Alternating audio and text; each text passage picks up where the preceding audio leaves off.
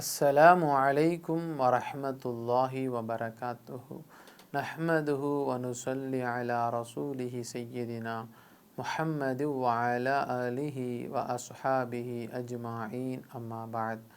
அன்பு நிறைந்த GeM TV நேயர் பெருமக்களே, உங்கள் மீதும் உலக மக்களாகிய நம் யாவர் மீதும் இறைவனின் சாந்தியும் சமாதானமும் நிரப்பமாக உண்டாகட்டுமாக.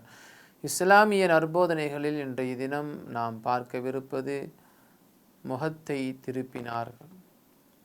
அருமையான பெருமக்களே, நமது கண் முன்பு இன்னைக்கு ஏராளமான தவறுகள் நடந்து கொண்டிருக்கிறது.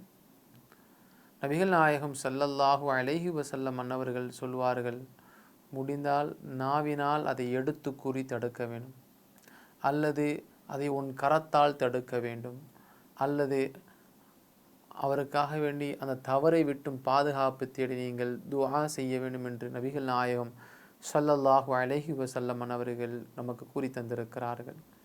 அப்போ எந்த இடத்துல எத்தகைய ஒரு தவறு நடந்தாலும் அந்த தவறை நாம் தட்டி கேட்பது, அதை திருத்துவதற்குண்டான வழியை ஏற்படுத்துவது ஒவ்வொரு முஃமினுடைய கடமையாக இருக்கிறது.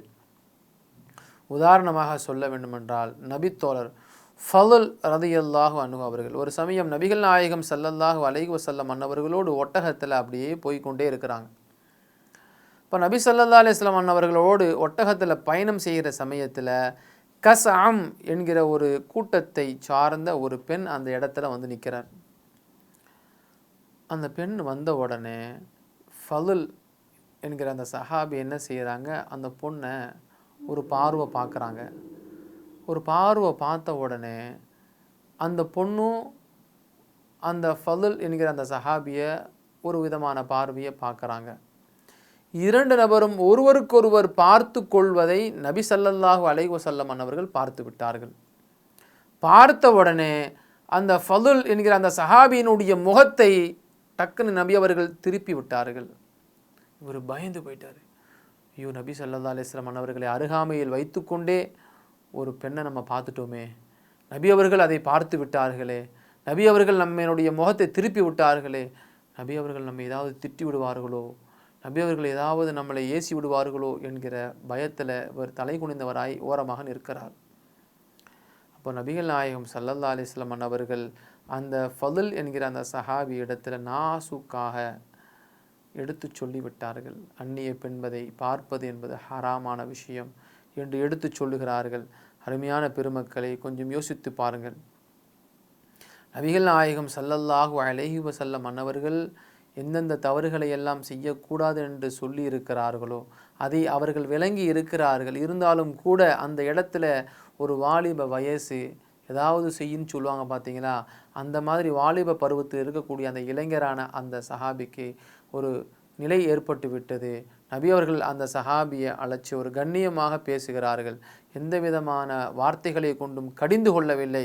இதமாக அவரை என்ன செய்கிறாங்க, அட்வைஸ் பண்ணுறாங்க, இப்படிலாம் செய்யக்கூடாது, நீ சரியாக இருக்கணும் என்று அந்த இடத்துல குறிப்பிட்டு காட்டுகிறார். ஏன் தெரியுமா, ஒரு அந்நிய பெண், அந்த பெண்ணை நாம் பார்க்கிற பொழுது யதார்த்தமாக பார்க்கிறோம், அது தவறல்ல.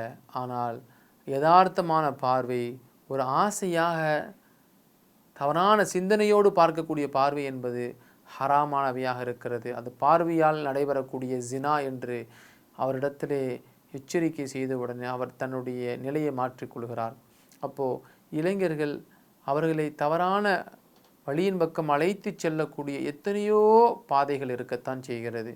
ஆனால் நாம் நம்முடைய பிள்ளைகளை எப்படி அணுக வேண்டுமோ அப்படி அணுகணும். இப்போ இன்றைக்கி சில இடங்களில் சில பிள்ளைங்க, நான் ஒரு பொண்ணை லவ் பண்ணுறேன், எனக்கு மேரேஜ் பண்ணி வைங்கன்னு சொல்லி வந்து நிற்பாங்க.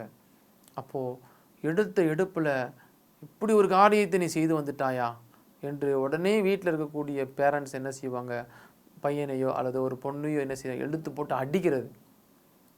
ஒரு பெரிய தவறான செயலை செஞ்சுட்டு வந்துட்டியே அப்படின்னு சொல்லி அடிக்கிறது. அப்போது அந்த பிள்ளையிடத்தில் நாம் எப்படி கண்ணியமாக அன்பாக அவரிடத்தில் அட்வைஸ் பண்ண முடியுமோ அப்படி செய்தோம் என்று சொன்னால் அவர்கள் அந்த தவறை செய்வதிலிருந்து தன்னை பாதுகாத்து கொள்வார்கள். இதைத்தான் நபி அவர்கள் ஒவ்வொரு நேரத்திலும் வலியுறுத்துகிறார்கள். அருமையான பெருமக்களே, நாம் நமது பிள்ளைகளை கண்டிப்பது பெரிதல்ல, நாம் நமது குழந்தைகளை இழக்கிற அளவிற்கு கண்டித்து நாம் நமது பிள்ளைகளினுடைய வாழ்க்கையை சீரழிப்பதற்கு நாமும் காரணமாகிவிடக்கூடாது. அல்லாஹ் அதற்கு உதவி செய்வானாக. அஸ்ஸலாமு அலைக்கும் வரஹ்மத்துல்லாஹி வபரகாத்துஹு. இன்ஷா அல்லாஹ் மீண்டும் நாளை சந்திப்போம்.